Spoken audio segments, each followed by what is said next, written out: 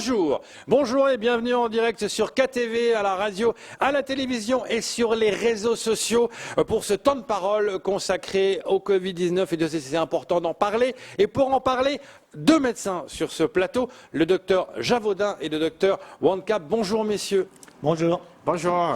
Bienvenue, merci d'être présent. Alors, je vais commencer par vous, monsieur Javaudin. Quand vous étiez venu en avril dernier sur ce plateau, la première question était portée sur les masques. Les gens n'y croyaient pas et vous disiez, il faut les porter, il faut faire attention, c'est important. Et on se rend compte maintenant de l'importance. Mais les propos étaient, ça parlait dans tous les sens à l'époque. Hein. Oui, tout à fait. Il y a eu un petit débat sur le port des masques, mais on sait aujourd'hui pourquoi. Il n'y en avait pas assez.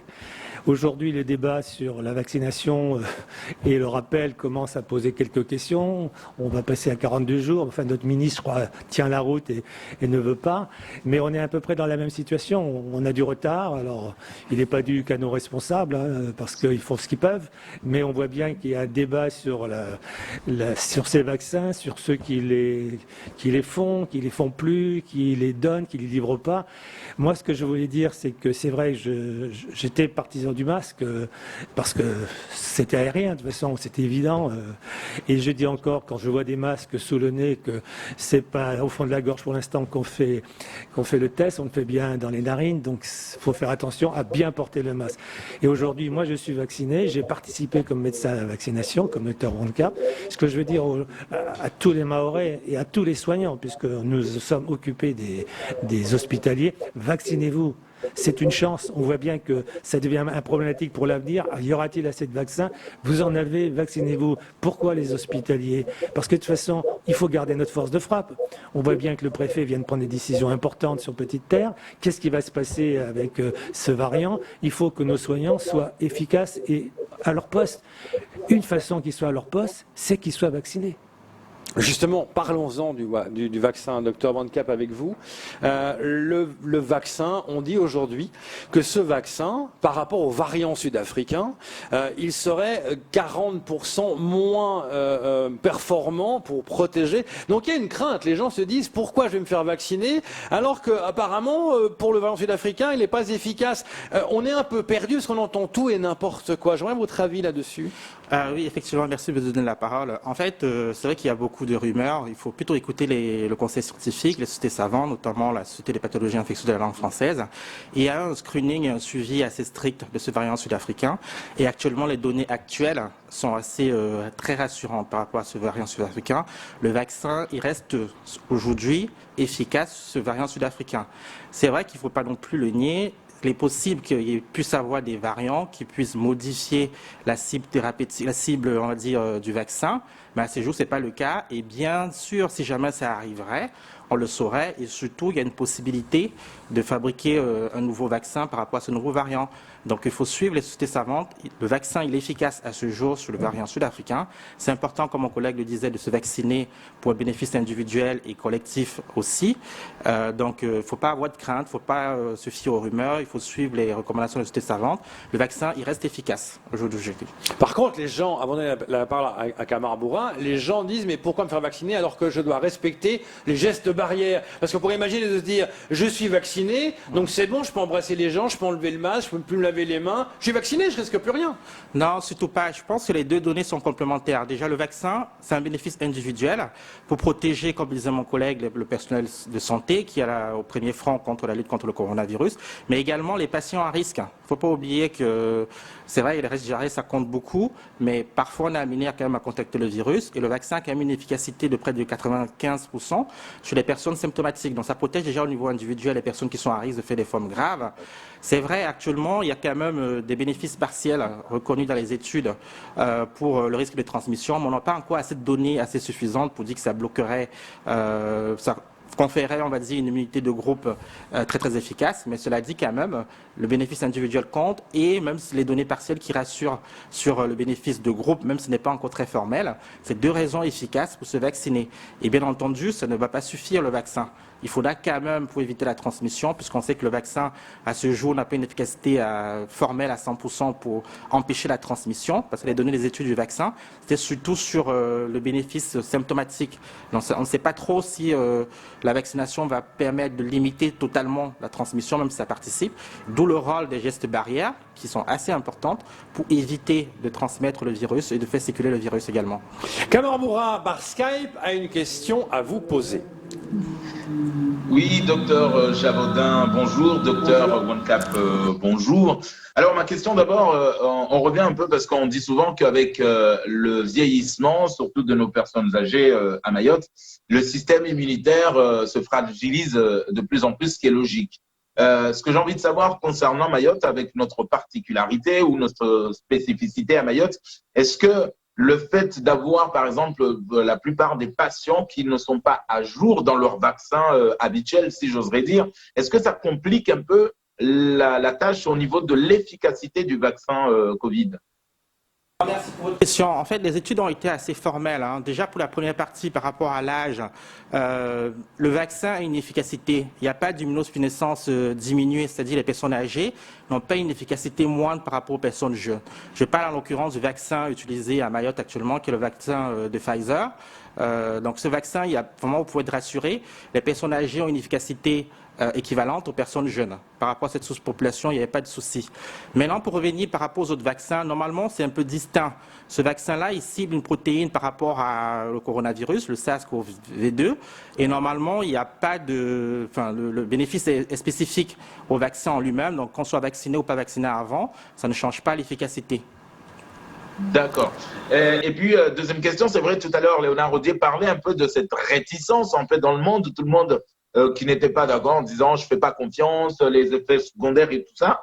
Mais à Mayotte, les gens aussi, il y a une question qui revient souvent, en tout cas dans les réseaux sociaux, docteur, c'est que qu'est-ce qui se passe entre la première dose et la deuxième dose? C'est-à-dire, aujourd'hui, mon grand-père s'est fait vacciner, a reçu sa première dose. Est-ce que là, on constate quelque chose? Est-ce que c'est la fabrication plutôt des anticorps? Qu'est-ce qui se passe entre les deux, la première et la deuxième dose? Cette question également. Cette question a été déjà étudiée par la Société savante, la Société des pathologies de la langue française, qui est un petit peu la référence dans le domaine de l'infectiologie en France. Dans les données des études de Pfizer, très clairement, la première dose, au bout de 10 jours à peu près, on commence à avoir une immunité. Et cette immunité entre la première dose et la deuxième dose est certes partielle, mais elle est quand même autour de 50%, voire plus. Donc il y a quand même un bénéfice. Mais cela dit, c'est vrai, l'immunité efficace de 95% est obtenue après la deuxième dose, qui est réalisée classiquement soit au 21e jour ou au 28e jour. Donc pour répondre de manière très claire à la question, entre la première dose et la deuxième dose, on va dire au bout de 10 jours, une efficacité pas totale, mais partielle quand même de 50%, d'où l'intérêt aussi, durant cette période, de respecter les gestes barrières. Donc c'est vrai que c'est ce qu'on a de mieux aujourd'hui. C'est quand même pas rien, 50% pour une première dose. Et n'oublions pas qu'il y a 95% pour la deuxième dose. Donc du coup, entre les deux, on recommande un petit peu aux patients de continuer à respecter les gestes barrières. Docteur Javaudin, là, le couvre-feu a été mis à 18h. Ça a été un peu critiqué en disant ouais, le virus, c'est bon, il va pas attaquer à 18h. Maintenant, il y a le confinement total en Petite Terre et à Bouéni. D'après vous, en tant que médecin, j'entends, est-ce qu'il faudrait confiner tout de suite tout le monde pour stopper ce qui semble exploser un peu partout? Comment voulez-vous que je réponde à ça quand on voit les débats tous les soirs à la télé entre professeurs des CHU de métropole? Moi, je pense que la décision du préfet est difficile. On a vécu cette pandémie quand même. Les premiers couvre-feux avaient été efficaces. Il est rapide. Le préfet prend une décision qu'il ne comptait peut-être pas prendre aussi vite. Je pense que le couvre-feu avait marché. Moi, je pense à Mayotte. La distribution des masques avait été faite par la directrice de l'ARS et le préfet, et le conseil général d'ailleurs, avait beaucoup servi à ce que notre épidémie à Mayotte n'a pas été aussi dramatique qu'on avait cru. Couvre-feu ou confinement? Hein, d'abord le couvre-feu. Couvre-feu, ouais. D'abord les choses basiques, il faut revenir, il faut se protéger, des masques, laver les mains, etc. Les masques ont été distribués en masse à Mayotte, pas partout en métropole et ailleurs. Donc ça a été une très bonne décision. Il y a eu un couvre-feu. Des couvre-feux qui sont quand même, qui gardent des espaces. Bon, vous pouvez pas sortir de votre village, vous allez être dehors parce que de toute façon, il y a peu de gens dedans. À Mayotte, on est dehors. Aujourd'hui, ce qui va se passer en métropole, c'est dramatique. Pourquoi? Parce que les gens sont confinés, il fait froid. Donc, les mesures qui ont été prises sont bonnes. Là, le préfet va vite. Pourquoi? Parce que quand même, il y a eu un relâchement. Vous l'avez vécu, vous l'avez observé. Les gens portent plus les masques, ils se lavent plus les mains, ils se touchent. Aujourd'hui, on entend des chiffres à 1,50 m, 2 mètres. Avant, c'était 1 mètre. Et si vous disiez un peu plus, vous étiez iconoclaste. Donc, moi, je pense qu'aujourd'hui, il faut que les gens... On peut sauver Mayotte encore, comme on l'avait dit pour les masques. Il faut être très discipliné. Il faut arrêter de ne plus porter de masque. Il faut que tout le monde ait un masque, tout le monde se lave les mains, garde la distanciation. Et si on a la chance de pouvoir être vacciné, de se faire vacciner. Mais est-ce que le confinement serait la meilleure solution? Le confinement, il marche, on le sait. Mais est-ce que c'est la meilleure solution pour tout le monde? Ça produit pas mal de problèmes psychologiques, ça pose des problèmes économiques, c'est pas simple. Ça pose le problème de l'éducation. Moi, je pensais que le couvre-feu, bon, peut-être il aurait fallu le faire plus tôt. C'est une bonne mesure à des moments. Alors, oui, 18h, 19h, c'est vrai que 18h, ça pose beaucoup de problèmes à Mayotte. Hein. Alors, ce qu'on disait aussi, c'est que, apparemment, le variant sud-africain, Dr Wancap, il attaque plus les jeunes. Et à Mayotte, on sait que, plus que partout ailleurs, on est jeune, la population est jeune. Exactement. Donc ça complique. Oui et non, c'est vrai qu'il faut quand même craindre ce variant sud-africain qui a quand même une virulence un peu plus importante suite à sa mutation. Donc ce qu'on remarque dans les données de suivi des patients qui sont infectés de ces variants, ils sont un peu plus symptomatiques, ils sont beaucoup plus contagieux surtout. Donc il faut suivre ça. Beaucoup plus chez le jeune, oui, mais ça revient encore, d'où l'intérêt en plus de ce variant de respecter les gestes barrières. Parce que la plupart des jeunes, ils sont peu symptomatiques, voire très souvent asymptomatiques, et parfois les gens asymptomatiques ne se considèrent pas forcément concernés par la maladie. Or, c'est plutôt le réservoir de transmission. Donc par rapport à ce variant qui est, oui, c'est vrai, il est un peu plus agressif, un peu plus contagieux, un peu plus chez les jeunes, ça c'est vrai. La solution pour moi serait d'être strict en fait. Ce que je donnerais comme conseil aux jeunes, de respecter vraiment de manière très stricte les gestes barrières et respecter également. Mais c'est dur pour les jeunes de respecter ça. Oui. C'est dur. Il faut dire que pendant des mois, on a dit ça ne concerne que les gens âgés. Mais c'est ça. Aujourd'hui, les jeunes, bon, c'est les jeunes. On ne peut pas. Aujourd'hui, les jeunes sont concernés. Et je pense que peut-être les mesures vont être plus efficaces parce qu'aujourd'hui, les jeunes savent que ça peut leur arriver. Oui, mais alors il y a une étude qui a dit que les gens passés 50 ans accepteraient le confinement facilement, mais pas les jeunes.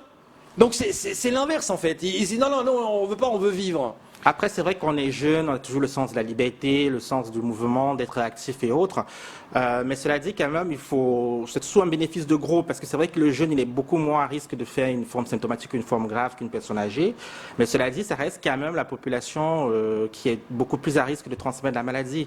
Donc on les interpelle, certes, ils sont... Enfin, on ne peut pas dire beaucoup moins à risque que les autres personnes, mais quand même, ils ont un risque de transmission qui n'est pas du tout négligeable. Et je pense que pour limiter ce risque de transmission, ça passe quand même par une proactivité de ces jeunes. Il faut qu'ils prennent conscience de respecter ces gestes barrières. C'est assez très important. D'une interpellation qu'on profite à travers votre plateau pour leur dire que oui, ça vous concerne peut-être pas trop sur les formes symptomatiques, mais vous êtes quand même la plupart du temps le réservoir pour transmettre la maladie. Et il faut vraiment tenir compte de cette responsabilité à votre niveau, de respecter les gestes barrières pour limiter la transmission de cette maladie, notamment le nouveau variant sud-africain qui circule probablement à Mayotte. Avant de passer la parole à Kamar Bourra, est-ce que le variant sud-africain prendra le dessus sur le Covid? On dit souvent que le variant risque de prendre le dessus et qui contamine 3 à 4 fois plus vite. Ben, c'est ce qu'on craint. Et à mon sens, je pense que ce sera probablement ça, malheureusement. Quand on regarde les données des sociétés savantes, il n'y a pas qu'à Mayotte, en métropole aussi. Vu que ce rythme de transmission est beaucoup plus élevé, forcément, il risque de prendre le dessus. Je crois que les dernières données, il parlait de 8% dans certains départements, ce qui est déjà beaucoup. Là, sur 124, à peu près, il y en a eu 50 qui ont été pour Mayotte. Hein. Voilà, Mayotte. Donc on arrive déjà. Donc clairement, avec le temps, probablement, il va être majoritaire. Donc, Kamar Bourra a une question à vous poser. Oui, sans doute, ça sera ma dernière question, messieurs. Est-ce que, docteur, quand on regarde aujourd'hui la population très jeune de Mayotte, et on nous dit, selon les chiffres également, que la plupart de ces cas positifs à Mayotte sont asymptomatiques. Est-ce que, avec la campagne de vaccination, on peut dire qu'on peut garder une petite lueur d'espoir, vu que la population est très jeune, on va vacciner? Est-ce que pour nous, ça serait quelque part un deuxième bouclier, le fait qu'on ait une population très jeune? Pour être honnête, je dirais oui et non. Non, pourquoi? Parce que, ben oui, on peut être jeune, voilà, c'est ça. Mais pas des médecins. C'est Surtout ça. Il faut pas oublier asymptomatique, qu'on je peut veux être dire. jeune, avoir des Pour comorbidités l'instant, la aussi, du coup, jeunesse être à risque avec de faire une voilà, forme pas symptomatique. trop de Faut pas oublier, pathologies même si c'est lourdes beaucoup au plus niveau des rare jeunes. Bon, il y dans a cette certains cas, population, mais la est-ce que plupart des jeunes sont quelque plutôt en part, quand bonne même, on peut santé. garder une Donc, petite lueur d'où la d'espoir problématique dessus de par rapport aux pouvoir autres transmettre la départements, bien maladie. sûr? Et après, les personnes âgées, on les a vaccinées, ou les personnes cibles qu'on vaccine, c'est surtout pour éviter le risque de formes symptomatiques ou des formes graves. C'est surtout pour un bénéfice individuel. Et c'est pour ça que je pense que, oui, c'est un bénéfice individuel, mais il faut toujours conserver l'idée de maintenir les gestes barrières pour éviter la transmission de la maladie. Donc c'est assez important. Et après, ça c'est des proportions. Hein. Les personnes jeunes, on va dire, oui, à 99%, ils n'ont pas fait la maladie. Mais si on prend 1% ou 0,1% de 10 000 cas, on finit par avoir un cas symptomatique, voire des formes graves. Et à Mayotte, à l'hôpital, il y a eu des personnes jeunes qui avaient quelques comorbidités qui sont retrouvées quand même en réanimation. Donc il ne faut pas rester sur une idée que oui, les jeunes, on n'a pas de forme symptomatique, ça ne nous concerne pas trop. Non, du tout. Ça les concerne, surtout pour le risque de transmission, mais c'est possible aussi que les jeunes fassent des formes graves, même si c'est décrit un peu plus rarement. Parce que les jeunes, ils ont aussi des comorbidités, on peut être hypertendu et jeune, on peut avoir des problèmes d'insuffisance rénale, on peut avoir des problèmes de tension, de diabète, de surpoids. Docteur Javaudin, on va s'en sortir? Oui, bien sûr. Ce que je voulais rappeler, c'est que notre président a dit qu'on était en guerre. Alors moi, j'entends bien que les jeunes, ça les embête d'être confinés. Ils ont l'avenir devant eux. Ils ont des arrière-grands-parents qui ont été confinés pendant la guerre. Et c'est pour ça, c'est grâce à ça qu'ils sont là, dans un pays libre. Mais il faut qu'ils se mettent aussi à la place des personnes âgées. Personnes âgées, eux, 3 mois de confinement, dans leur fin de vie, c'est énorme. Et puis je voulais dire un peu, oui, je suis optimiste parce que je vois là, on a vacciné. Tous les vaccins qu'on nous a donnés pour l'hôpital ont été passés. Il y a eu un petit moment de flottement au départ, et puis on a vu que ça. Le problème, c'est qu'on ne peut plus les vacciner puisqu'on n'a plus de vaccins. Mais il y a eu une adhésion quand même. Il y a une adhésion qui se fait. Et je crois que c'est ça qu'il faut marteler. Notre arme aujourd'hui, c'est le vaccin. Il faut que les vaccins reviennent sur Mayotte le plus vite possible. Et ça, je fais confiance à notre ARS qui est dynamique. On espère et que notre le Moderna préfet. va arriver. Et notre préfet. Oui, non. Après, vont-ils venir à Mayotte? La pression des Hauts-de-France était peut-être plus importante que la nôtre. Vous voyez, c'est ça qui se joue aujourd'hui. Et plus on adhère, nous, à ce système de vaccination, de protection, en gardant tous les gestes barrières pendant encore 1 mois ou 2 minimum. Plus on adhère, plus aussi on a du poids pour qu'on nous regarde et qu'on nous donne des vaccins. Parce qu'on sait que nous, on va les faire, les vaccins, et qu'on va les prendre. Moi, je suis content que le stock qu'on nous a donné, le quota de l'hôpital, eh bien, il y a encore, ce matin, c'est la fin. Il y a des gens qui demandent encore. Il y a eu, c'est vrai, un petit patinage, mais c'est pas simple. Et il y a une adhésion. Il faut surtout continuer à vacciner et qu'on nous apporte des vaccins parce qu'une adhésion, vous savez, elle est fugitive parfois. On dit que ça va durer toute l'année, que ça ne va pas s'arrêter au mois de juin. En tant que médecin, vous avez l'habitude de voir un peu ces choses-là. Est-ce que c'est le flou aussi pour vous total? Vous dites non, sérieusement, parlons franchement, jusqu'à la fin de l'année, on n'est pas sorti de l'auberge? Pour être honnête, je pense qu'on n'est pas sorti de l'auberge d'ici la fin de l'année. Parce que déjà, pourquoi il faut du temps pour vacciner tout le monde? Ça prend quand même beaucoup plus de temps. Il y a a priori un retard dans la production des vaccins. On parle de 2 ans et demi pour Mayotte. Hein. Exactement. Donc ça prendra du temps. Donc il faut vraiment garder à l'esprit qu'on va vivre avec ce virus pendant très longtemps. Après, il y a aussi le risque d'apparition de nouveaux variants. C'est pas exclu. Même si aujourd'hui les données des nouveaux variants, on est plutôt rassurant pour l'efficacité du vaccin. Il n'est pas exclu qu'à long terme, sur le modèle de vaccin de la grippe, il puisse y avoir des mutations qui amènent à faire des vaccinations un petit peu sur le long terme. Ça, c'est pas exclu. Au jour d'aujourd'hui, on est rassuré. Donc pour ces 2 raisons-là, je pense que le coronavirus, il faut s'habituer à vivre avec. D'où l'intérêt dès maintenant d'intégrer, encore une fois, on va le répéter plusieurs fois, l'urgence de respecter les gestes barrières. C'est assez important, notamment pour la population jeune, qui est un gros réservoir de transmission. C'est-à-dire qu'il faut virer ça jusqu'à la fin de l'année, on devra réduire les gestes barrières, on devra toujours penser à ça. Je crois qu'il n'y aura pas une population suffisamment vaccinée.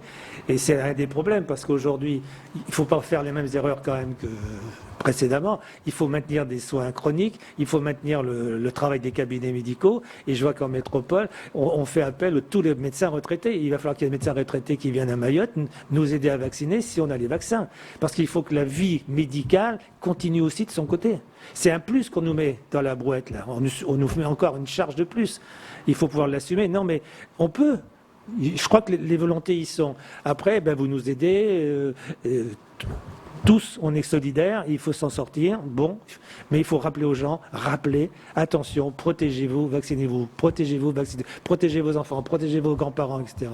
Il y a eu vraiment, pendant un mois ou deux, on a bien vu, vous l'avez vu, journaliste, on était déjà tous, c'était fini, c'était derrière nous. Et pourtant, c'était devant nous, et c'est là que les réponses sont difficiles, je le comprends, c'est que on voit bien tous nos spécialistes, ceux qui disaient il n'y aura pas de deuxième vague, ceux qui disaient ceci, cela. Il faut rester un peu humble et se remonter les manches et y aller, quoi. C'est le mot de la fin, et merci de l'avoir dit. C'est tout pour ce temps de parole. Merci, messieurs. Tout de suite, la suite de nos programmes. Merci.